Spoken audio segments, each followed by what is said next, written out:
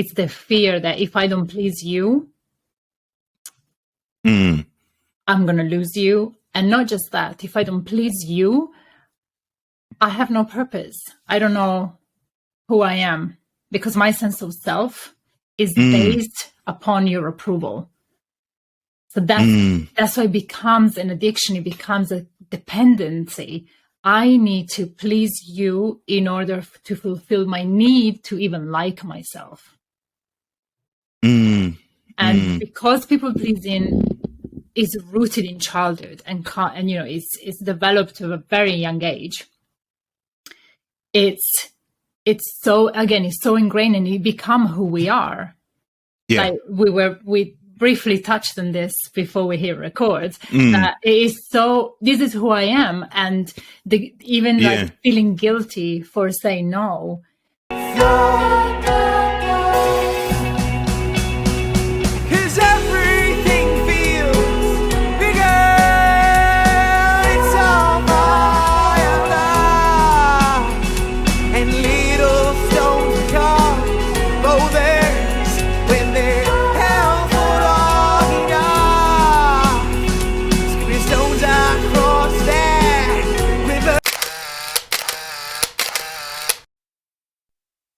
Good morning, good afternoon, good evening, everyone. You are listening to Don't Be Afraid to Talk podcast with James.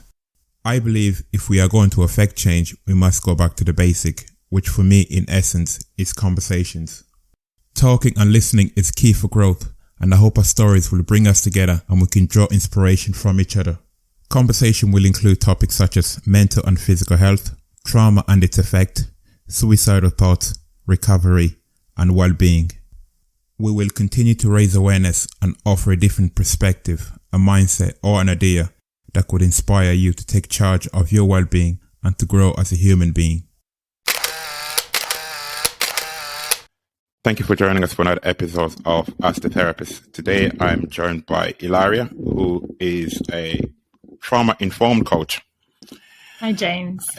Hi. Ilaria is based in UK. And if you're listening to us today, you have an open mind, as we're going to be talking about people pleasing.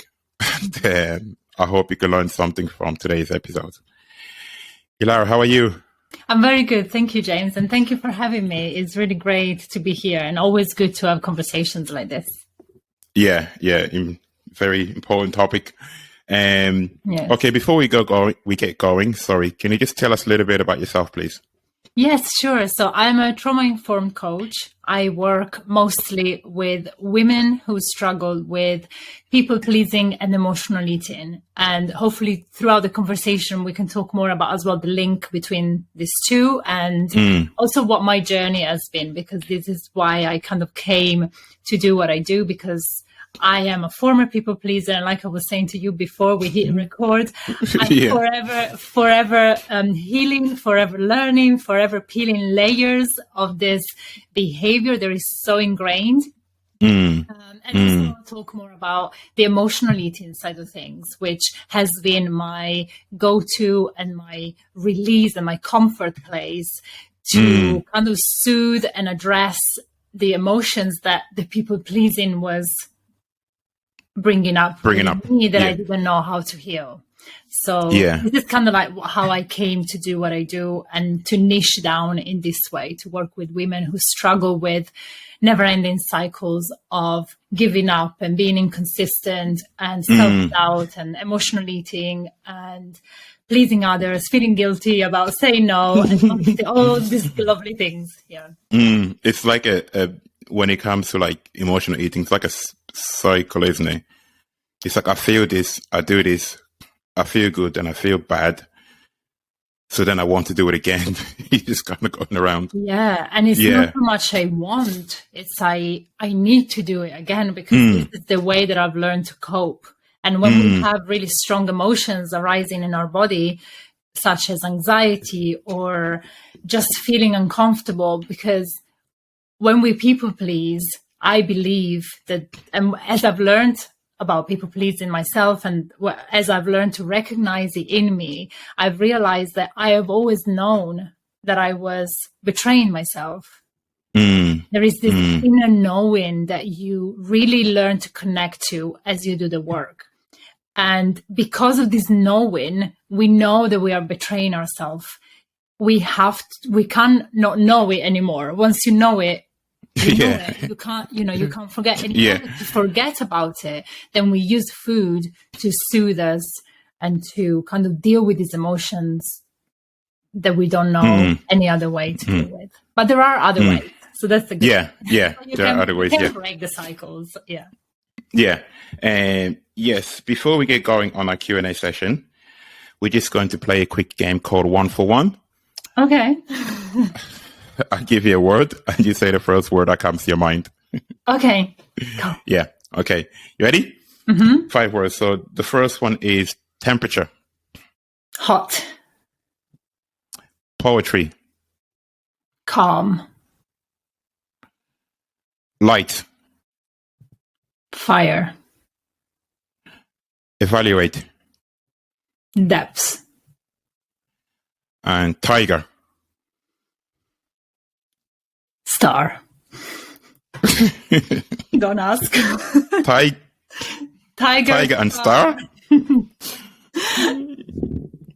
I don't know. I'm trying to link the two in my head, but I can't. We don't need to know. Okay. Yeah. Okay, brilliant. So, yeah, let's get going. So my first question is the obvious one. So what is people pleasing? Yes. So people pleasing is, in psychological term, a trauma response to fear. And the fear that we are responding to is the fear of rejection and fear of abandonment. So the most important thing that we need to understand when we talk about people pleasing is that we have to think about it and kind of approach the conversation from a childhood perspective.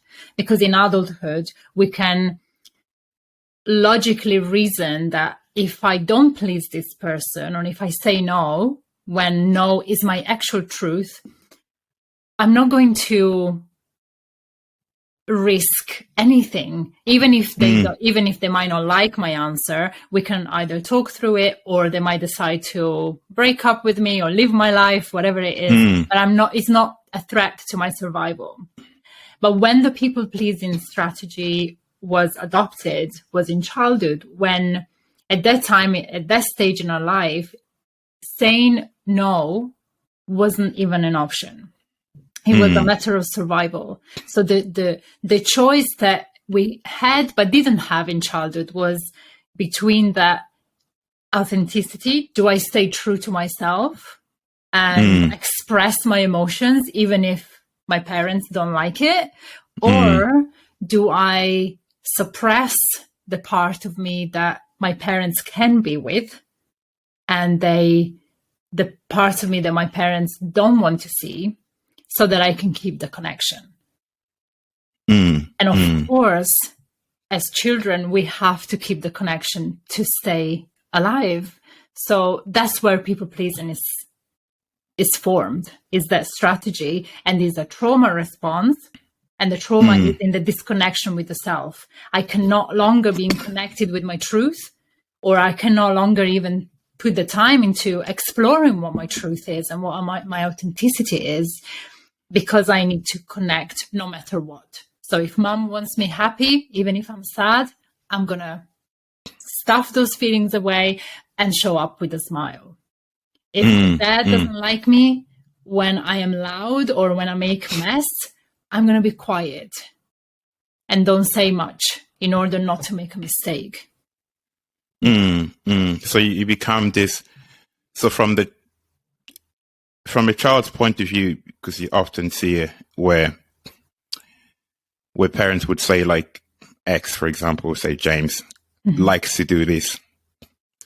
But me liking to do it is not necessarily that I like to do it, but I like the reward that I get when I do it. Yes, because the reward is the attachment, the connection. Yeah, which is vital to a child. Yeah. So it's not that I like doing it because I'm constantly thinking, oh, I like doing this, but I want the connection to display that is for me to do things that suits my parents. Yeah.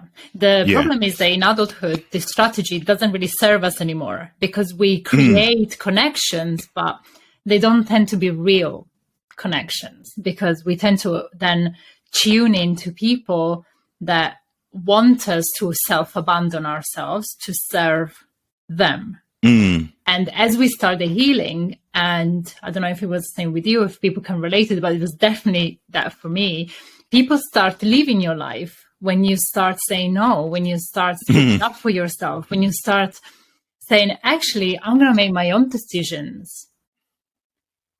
People drop out of your life. I don't want to use the word lost because I don't think that every person that lives your life is a loss, but people live your life.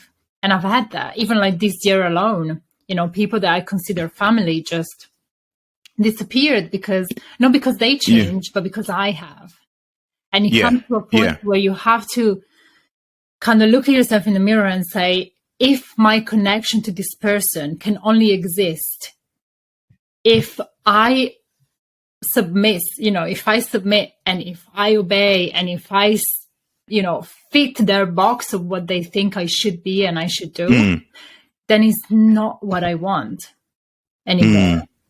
Because I can now be okay even though I don't attend to people's needs, which is what people pleasing is about. Through people pleasing, we fulfill our own needs through fulfilling the needs of other people. Yeah. This is why it's so hard to even recognize there is a pattern that we're stuck in. And it's so hard to let go. And when you start doing the work, you start recognizing what your needs are and how can I meet these needs myself without giving myself up or self-neglecting or self-abandoning myself in order to create a false sense of connection with somebody that it can't accept me for who I really am. Yeah.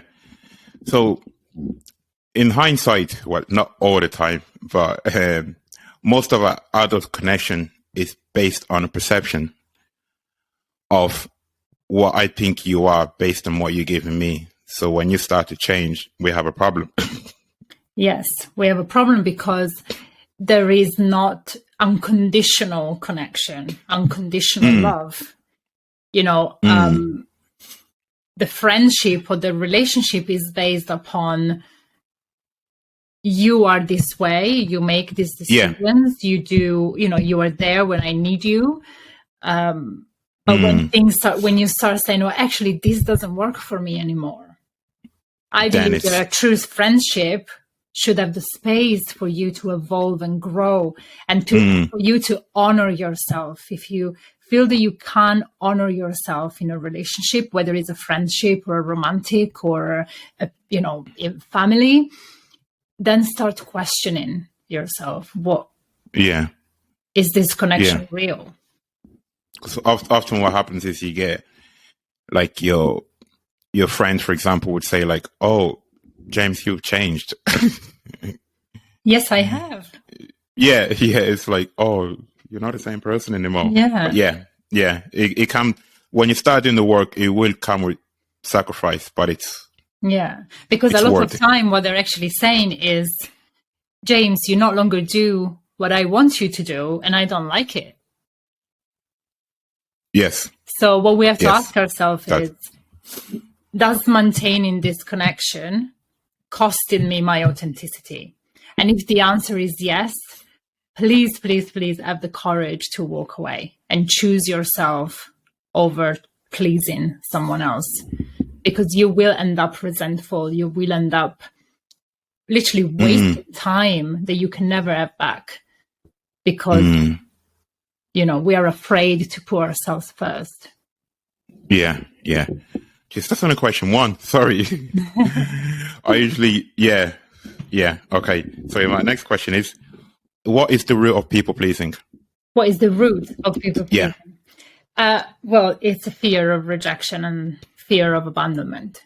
It's the fear that if I don't please you, I'm going to lose you. And not just that, if I don't please you, I have no purpose.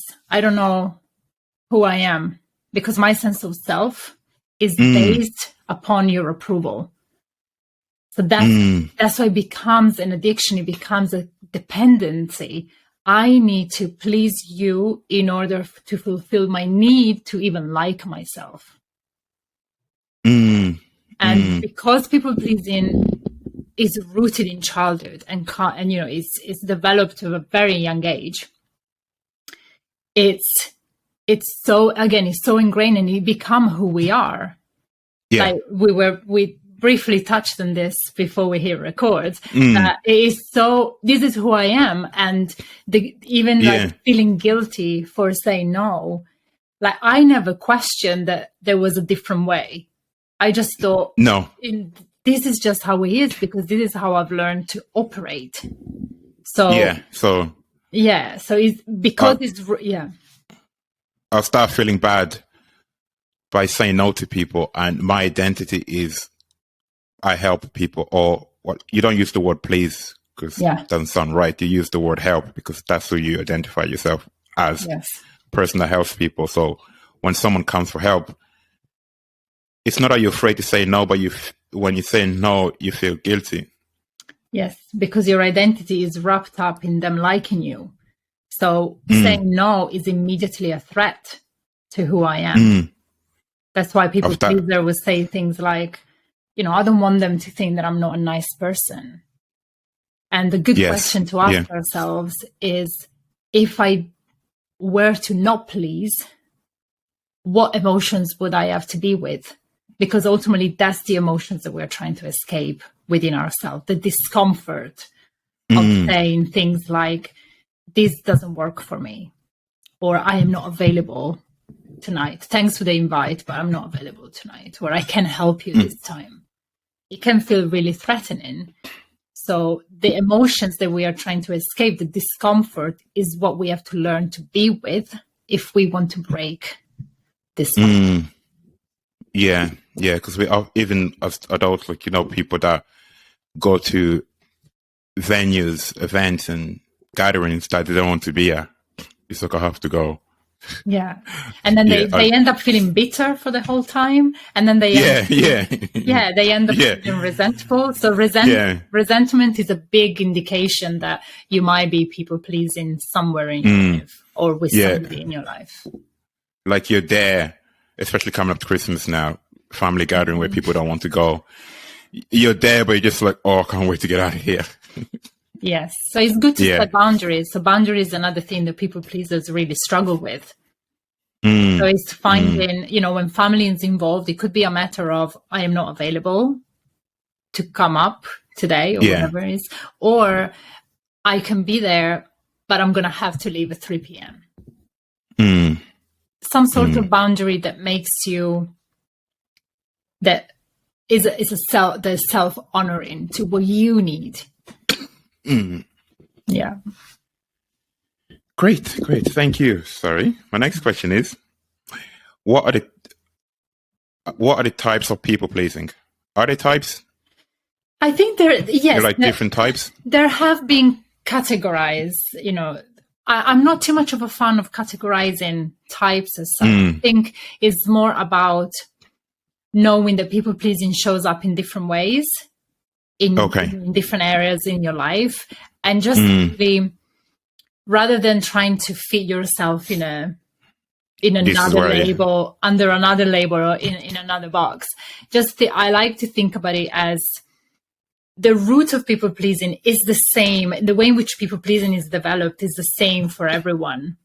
But it might show up differently. And you might be a people pleaser in romantic relationships, but not at work. Or you might be a people pleaser with your family, but not in romantic relationships. So it's really trying to understand how to recognize where you're people pleasing and do something about it, if that's what you wish to do, to change the way you show up in your life. Instead of thinking this is where I fit. But yeah. Great. My next question is, what are the signs that are maybe people pleasing?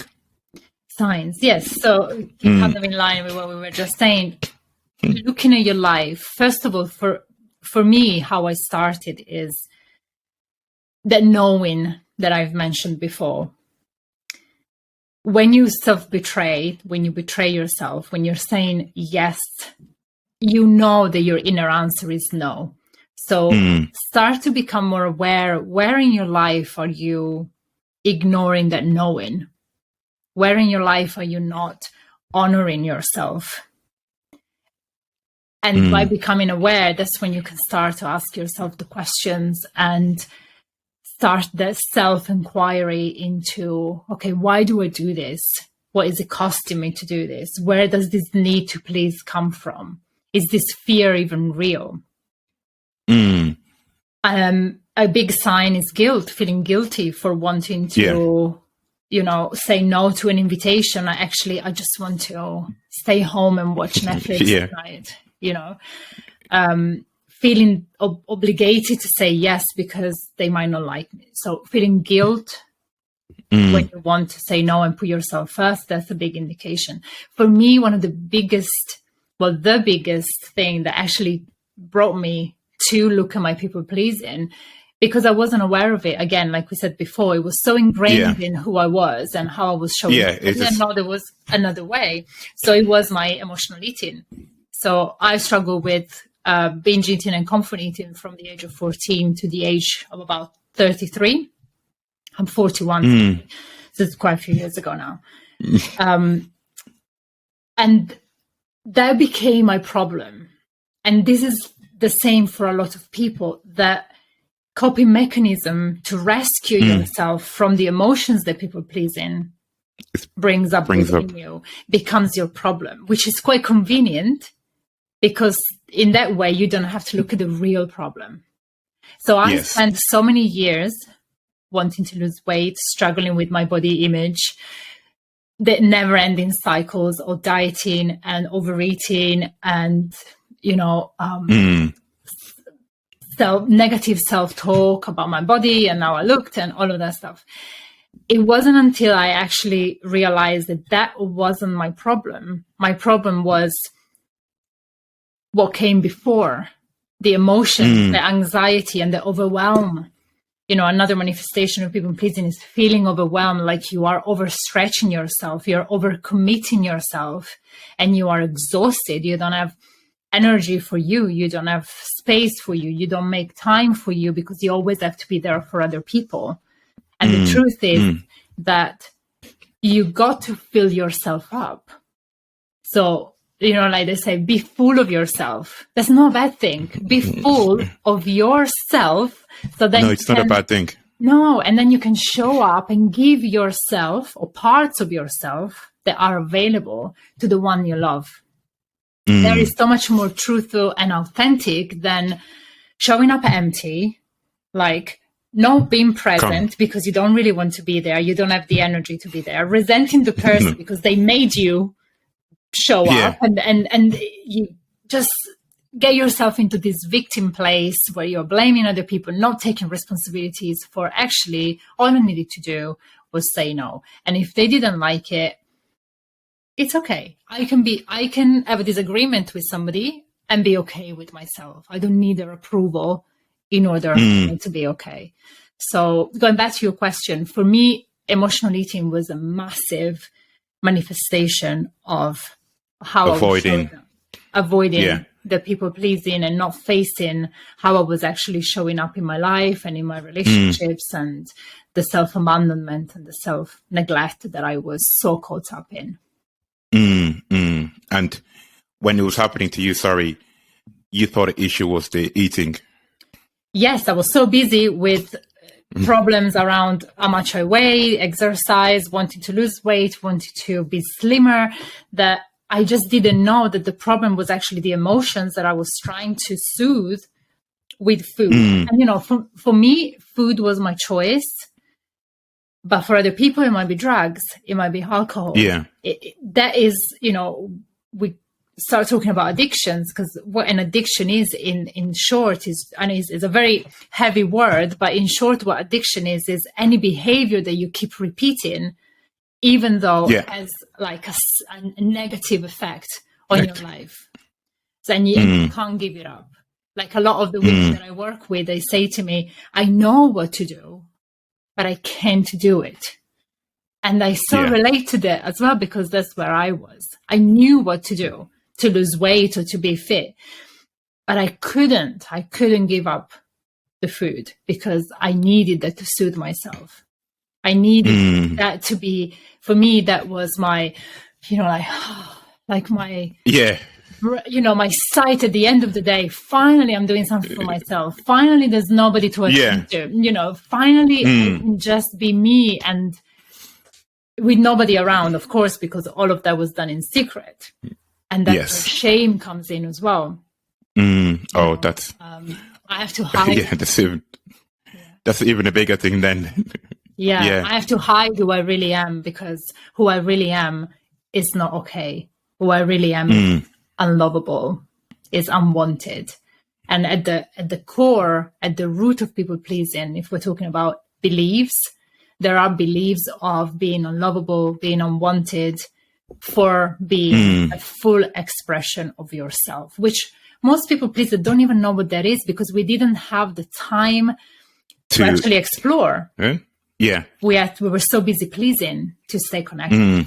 So a big part of the work when you start healing people pleasing is to go back to square one and get back to get to know you. Who are you? What do you like? What brings you joy? What feels good? Even having that realization is one big step forward. Massive. Yeah. Huge. Because if you don't know, if you don't have the awareness, it's always going to be a blind spot that if you can't see, you can't know anything about. So even that, having that awareness, like, okay, I'm doing it. You don't have to necessarily take a step first, but just having the awareness, because it's not like, this is not an easy process, especially when you start talking about, by doing this, I might lose some people because I have to show up a different way. And like that's not an easy process at all. It's not easy. And I'll be honest, it's not even a matter of I might lose people. You will. People will exit your life. No, friendships of like 6-10 years, like in one text message, or not even nothing, just ghosting. And what you learn is it's okay if staying in a relationship costs me my authenticity. It doesn't work for me anymore. Totally. Yeah. Sorry. I'll go on to my next question. Okay. I think we touched on this one. How can people pleasing hurt myself? Obviously, there's neglecting yourself. Yeah, if you don't hear from people pleasing, you never actually give yourself the chance to know your true self. And I believe that you never give yourself the chance to be truly fulfilled in your life. And you never give yourself the chance to create real, intimate, deep connections with the right people, people that can be at your level, people that can hold space for you, people that can love you and accept you for the true expression of yourself that you are, not for this self-sacrificing person that is always available. Yeah, exactly. Yeah. Because even like having a realization and starting to do the work, I think you start noticing yourself that the relationship you built then is way different than the ones before. Yes. Because you have that sense of vulnerability. I can be this person and it's not a bad thing anymore. Yeah. And that's through courage. Yeah. Having the courage to be your true self in the face of people's reactions, people's opinions, people's judgment. Truth is, people are going to have an opinion and a judgment on you, even if you try to please them. You can't please, you can try and exhaust yourself in the process, but you can't please everyone. It's just literally impossible. So you might just well be yourself and disappoint people for the right reasons. Yeah, you're gonna get judged anyway, so yeah, might as well do it being authentic. Yeah. And my next question is, how does this create a non-healthy relationship pattern? So this is where you kind of trying to please the person you're in a relationship with because you're afraid of losing them. Yes. So we're talking about romantic relationships, I guess, mostly. Yeah. Yes, we create unhealthy relationship patterns because, again, you're not creating a real connection. You tend to attract people that tends to be controlling, because that's what you need. You need to be controlled in a way. A lot of people either enters relationships and become codependent. Not every people pleaser find themselves in codependent relationships, but it's a big and one of the most common relationships couples, I guess, is the codependent and the narcissist. Both strategies to stay connected, both strategies to stay alive, both strategies to cope. So there's not one is better than the other one, even though I feel that in the trauma world, even, or in the psychology world, in the couples therapy or relationships world, one is seen more as the victim and one is seen more as the abuser. But actually, people pleasing is a form of manipulation, because by not being ourselves, we manipulate the other person perception to thinking. To thinking like, this is, I want her to feel this way, so I need to show her the person she wants. Even though that's not who I am. And it becomes very unhealthy because the dynamics can be extremely toxic and can be very damaging for mostly for the codependent, I would say, because of the dynamics, the narcissist being more the controlling part. But either ways, it's just an unhealthy place for both parties. And I think the most important piece here is to actually take responsibility, whether you identify yourself as a people pleaser or codependent or the narcissist, that you can't be in a toxic relationship without contributing to that toxicity. Yes. Right? Yeah. So as a people pleaser, I've certainly been there, and I had to just say, this is how I'm feeding this.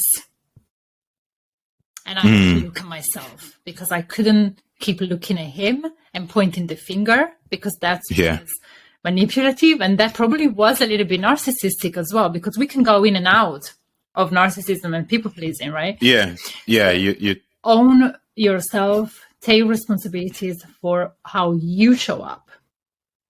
It's the most powerful thing that we can do, because we can only have control over how we react and who we are. We can't change other people. We can only decide whether we want to keep living in this environment and entertaining this relationship or not. So taking responsibility. You get into that, like at the relationship, sorry, I'm just going back. Obviously at the start it's great and it's new and everyone's excited. But after a while, the person that you're pleasing might not like it anymore. Yeah. But to you, you're still stuck in that phase. Yeah. And then it becomes like...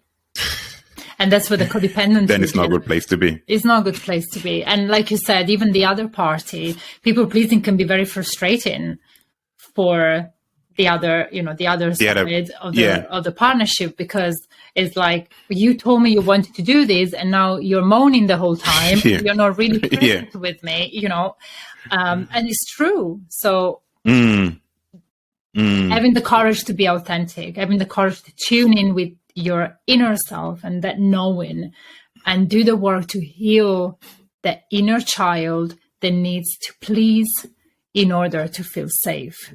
And learn that safety can be achieved by honoring yourself and by staying authentic. On the other side of that, sorry, this is not one of the question. If you enter a relationship like this and you start to realize, like, okay, I'm actually a people pleaser, this relationship is, for a better word, draining me. Mm-hmm. And your partner is used to that treatment. Mm-hmm. When you decide to start changing, that will also cause a conflict. Yes. Because now you become the person that she wasn't excited with. Yeah. Well, at least you're arguing for your truth. So you're arguing for something that is actually real. Yeah. And it's like I'm standing up for myself. Yeah. And I mean, the reality is that when you're in a partnership, is either you both are willing to do the work, or you're going to have to make a decision to put yourself first. And sometimes putting yourself first means loving somebody at a distance. Yeah, that's different conversation. But sorry. My next question is, what is the distinction between being nice and being a people pleaser? Because as an adult, I would like to think that I'm being nice, even though I'm people pleasing, because I don't like that word. Yes. Yeah. Well, not being nice is a people pleaser wants to be nice. The difference is, again, I always go back to the inner knowing. Yes. You know how you feel. Yes. And, sometimes we can put ourselves to the side to attend to someone else. If a friend is in need and I'm really tired, I really don't want to go out tonight, but I choose to be this kind of friend, and I'm going to be there for you no matter what. So that's different. It comes from a place of service. It comes from a place of integrity. It comes from a place of, I want to be there for you because I respect you, I honor you, I value you, I appreciate you, and you need me right now, and that's okay. When we are people pleasing, it feels different in the body. People pleasing, because it's a trauma response, is not so much in our heads. We have the beliefs and the thoughts of people pleasing, but it's a nervous system response. Our nervous system is wired to please. So if you are not sure whether you're being nice or people pleasing, just pause and check in with yourself. Because nowadays we are so disconnected from our bodies. Oh, yes. So disconnected, So bad. Even just technology alone or social media. But we have to, and we numb our bodies with food, with drinks, with, all these things. So reconnect. And that's what the reconnection has to happen. So, and this is why I absolutely love the work that I do and the approach that I take, because I work at mind level. I'm an NLP coach as well.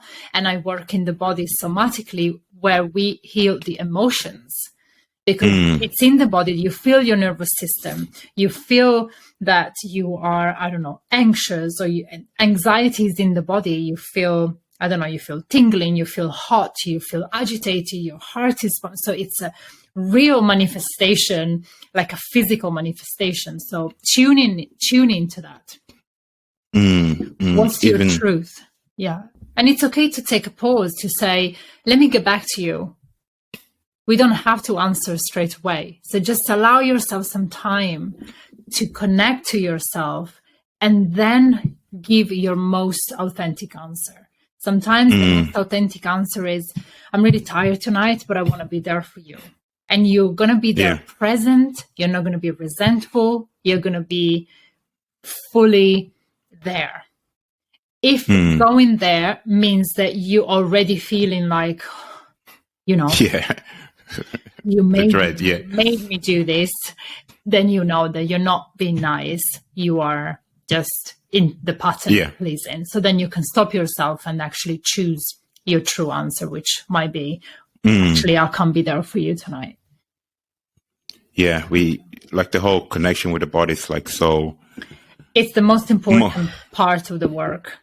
It's the most important. Just be with those emotions. And that's the thing, that trauma is a disconnection to the self. We disconnect with how we truly feel, and we externalize. Our focus is outside of ourselves. So we have to go back to it. We have to go back within. And the somatic work is so powerful because being with the emotions is what emotions want. You know, they keep coming up in the same way. The vicious cycles is because we keep ignoring the emotions that wants to be felt. So that's literally what we have to do. Feel the emotion, learn to be with yourself and not judge yourself for how you feel. No emotion is right or wrong, good or bad. Anger is just as important as joy. Happiness is just as important as sadness.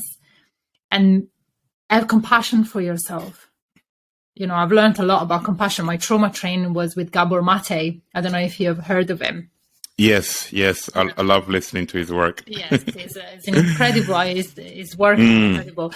And obviously he talks about compassion. Compassion starts with ourselves, having that compassion for ourselves, accepting that every emotion is valid. Even what we search in the coping mechanism, like in the comfort eating or the over drinking or whatever it is for you, is valid. You know, it's valid to want to feel comfort. It's valid to want to relax. It is just learning a healthier way to go about it. Because once you, as adults, I know myself, when someone asks you how you feel, we often have to think about how we feel. Yes. So get out of your head. And that's not a question. It's like, how do you feel? I don't know. Let me think about it. And another thing that I've learned in my training with Gabor is what true feelings are. You know, a lot of people say, "Oh, I feel unloved," or "I feel rejected." A big thing in people pleasing, I feel rejected. Feeling rejected is not actually a feeling; it's a perception of self. I'm perceiving myself as being rejected. And if you catch yourself saying that, you know that is your inner child playing up. But feelings are very straightforward. You know, feelings are very simple. So something that you can ask yourself is, how do I feel when I feel rejected? You know, maybe you feel angry. Maybe you feel sad. Maybe you feel tired or whatever, or anxious. Those are basically feelings. Anger, sadness, anxiety, you know, feeling tired. But I feel rejected or I feel unloved, I feel unwanted. Those are all perceptions of self. They come from childhood. Yeah. Like we people pleasing, as a child, you would have learned how to suppress most of these feelings. They're what we call bad feelings. You learn how to suppress that. So when you become an adult, it's hard for you to feel them because you just have to say yes when you didn't want to say yes. So now as an adult, it's like, oh, I don't like the way this feels. I just go along with it. Yes. So learning to be with the discomfort. It's the key to healing. And don't think about the discomfort. Really feel it in the body, because emotions can kill you. You know, they can hurt you. But the resistance to feeling the emotions is what creates the struggle, not the emotion itself. Does it make sense? It's you resisting. Yeah. It's you trying to stuff it back down. Yeah. It's like, no, don't. Yeah. If we only literally just sat with it and let it pass and not identify with the emotion either. You know, I am not angry. I'm experiencing anger within me. And inquiry in yourself. Why? Why am I triggered? Because a trigger is just something that wants to be seen, that wants to be resolved. There is something within you that is being triggered. So look at me. That's all the trigger is saying. Look at me. This is an opportunity for you to resolve so that you can stop struggling with this and move on and grow. So many more questions I can ask now, but I'll move on. When you start talking about emotion, it's not easy to sit with them. Yeah. It does take practice, and like anything, it does take practice. And you don't have to do it on your own, you know. That's the whole point of what I do as well. Find somebody that can hold you. that can be there with you, because a huge part of the healing and the trauma itself is that we were left on our own with our difficult emotions that as children were so overwhelming that we literally didn't have the capacity and the brain development to deal with it. So being with somebody in a therapy room with a trauma coach that can be with you with your pain and be seen, that's the healing. Yeah. So don't do it on your own, because you're just re-traumatizing yourself. yeah, and I have a lot of work to do anyway. No, don't we all? Yeah. And I had 2 more questions here, but I'm just going to ask you on a couple of things that I saw on your social media. And I'm just gonna, sorry, sometimes I can't read my own handwriting. Yeah, I saw you posted a video and you said the result you are seeking lies in the work you're avoiding. I think you posted it over 40 weeks ago. Yeah, I think I talk about that a lot. So it's what's that about? Well, the result you're seeking is in the work that you're avoiding. It's basically a sum up of all the conversation we had. If what you want to achieve in your life, your goals, healthy relationships, even, feeling good in your skin, whether that is putting on weight or losing weight or changing your body composition, whatever it is, or career goals. And if you find yourself stuck in cycles, in the same cycles over and over and over and over, don't reach for the quick fix. Don't buy into the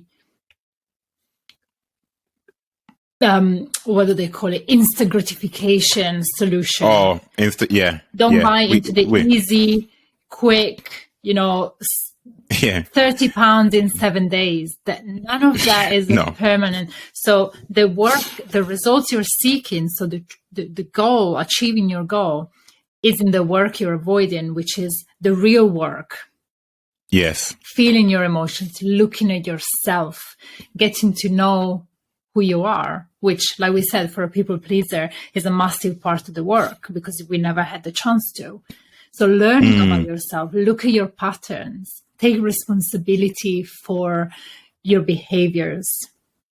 That's the work you're avoiding by buying the lose 30 pounds in 7 days or get quick rich. Quick fix, however they call it. That's the thing. Don't fool yourself with that stuff because you can literally, the quickest way is actually doing the real work, because how much time can you spend and how much money can you also spend in all of these quick solutions that gives you temporary result, but at the cost of, so much feeling more feeling empty again, putting the weight back on with extras at the end, using the money and having to trying to find something different. So don't fool yourself with the safe problem, like what I said before about my being so stuck in my issue with my weight. I need to lose weight. That was my safe problem because it allowed me to not actually look at what I had to look. And it wasn't until I looked and I did the work and I sat with myself and I was brutally honest that things started to really, really change, and permanently as well. Because once you heal something, you get the next one. You get next one, you get another layer. But you're healing. You're not patching, yourself up with the illusion of a quick fix. And do you think, obviously, we touched on it, guilt is the big thing. Like so the fear of losing people is a big one because we all want to have friends. But when you get into this work, you realize who your real friends are. Like, it's so cliche, but you do realize who your real friends are, because if I say no to you and you take offense to that, clearly we don't have any deep root of our friendship because you're offended by me doing what you want me to do. Yes, you are not accepting me honoring myself. As accept me as I am, take me as I am. As yeah, say. And ultimately, our first best friend has to be ourselves. We have to be our own best friend. We have to accept ourselves for honoring ourselves. And when we show up from the space, then we start connecting with and attracting people that are on the same page and that get you. They understand that you can't attend to me because you have to honor yourself. And a relationship, whether it's a friendship or romantic or family, has to support your well-being. They has to support your mental health.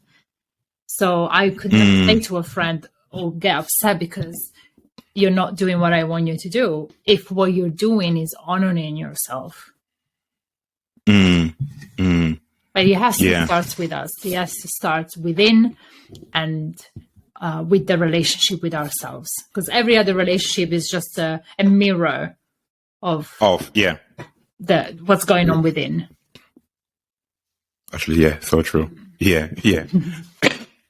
Sorry. Oh, this cough. So just two more questions before I let you go. What do you think? Obviously, you help people get over this hurdle.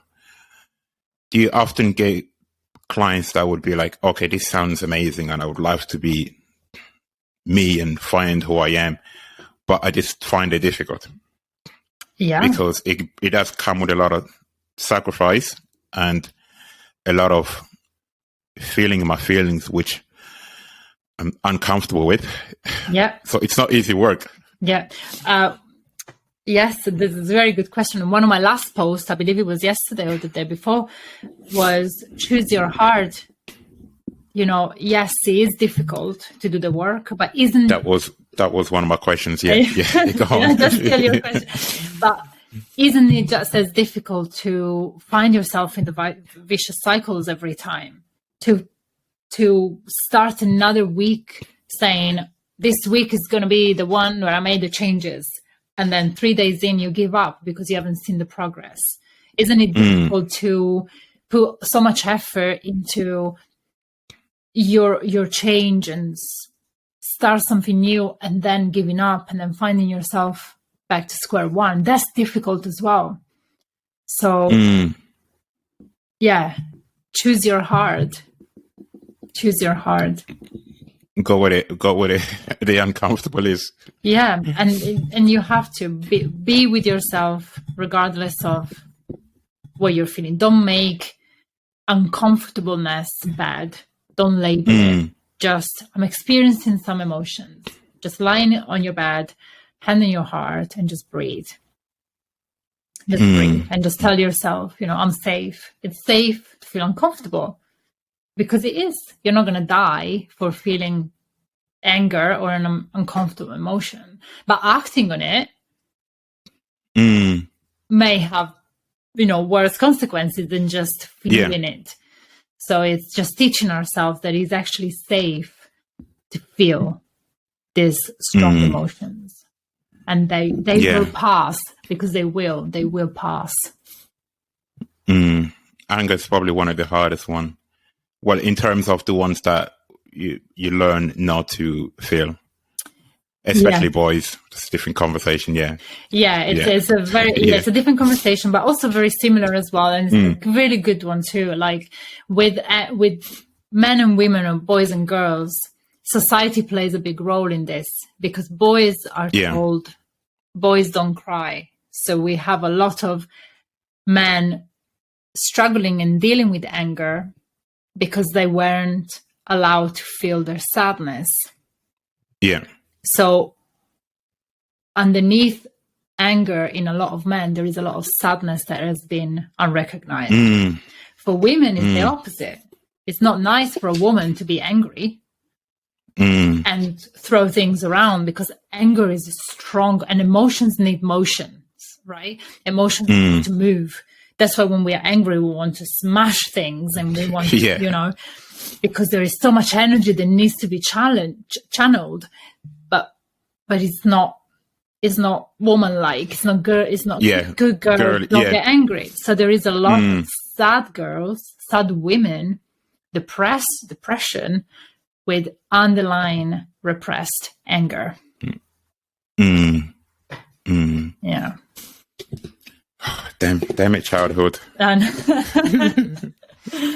yeah. And this is the work to reparent ourselves, to heal our inner child, give to our inner child what he or she didn't have and needed to have back then.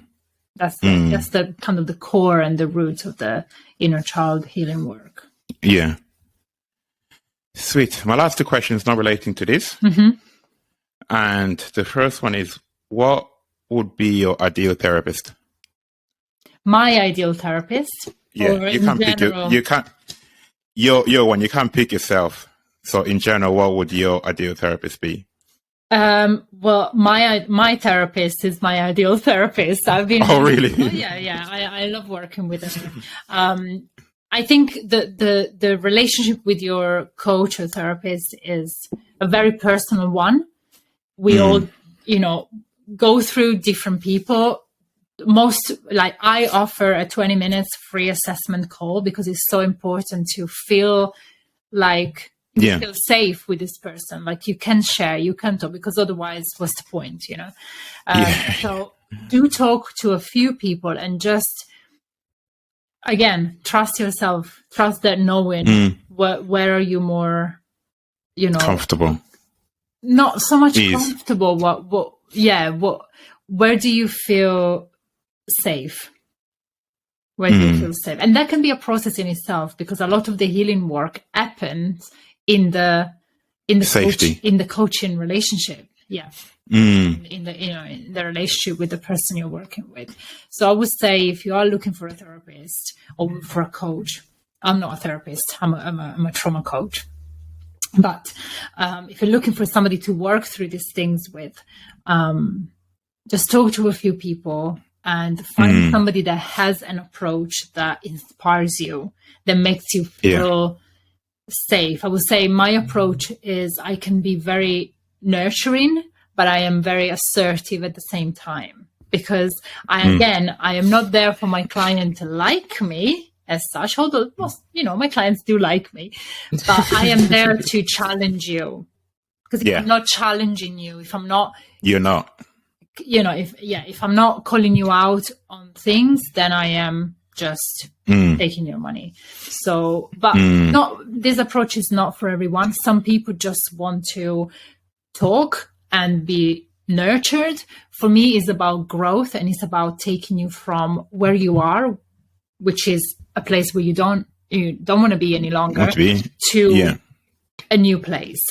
where you're living your life in a different way, where you're showing up for yourself, when you're consistent, where you're getting things done, when you are honoring yourself, getting to know yourself. That's the journey. So, Does that answer your question?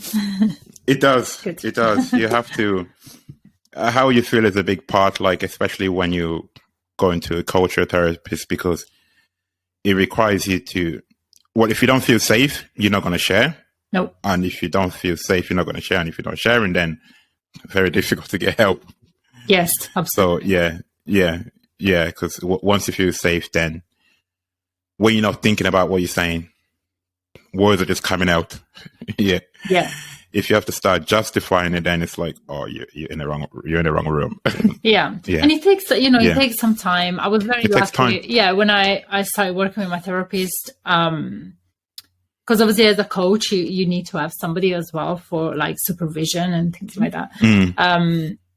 But you really establish this relationship where you can, it's the only relationship in your life that is just about you. Yes. And it has to be. Yeah. I know a lot of people in the field, and sometimes, they can get, as a coach, as a therapist, you can get triggered, but it's not about you.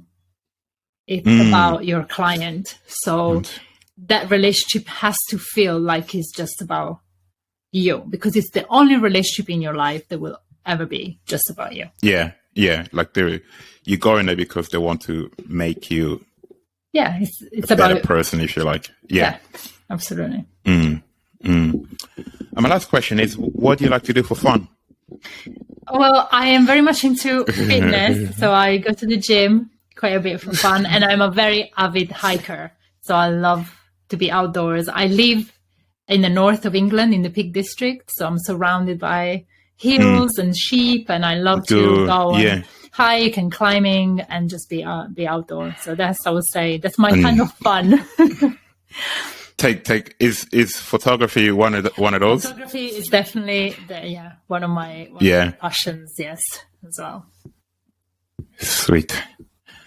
Amazing. Thank you very much. Thank you, James. That was a lovely conversation. Thank you so much for having me. Thank you. Okay.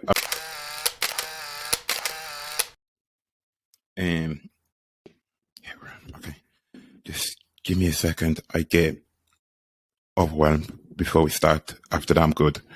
Breathe. It's good. I used to be very bad. Really? Like anxiety before the conversation? Yeah, it just to start it off. Once I do the first 10 seconds, I'm good. Okay. It's that, because when I started doing this, I was like recording and talking. It's like my fear.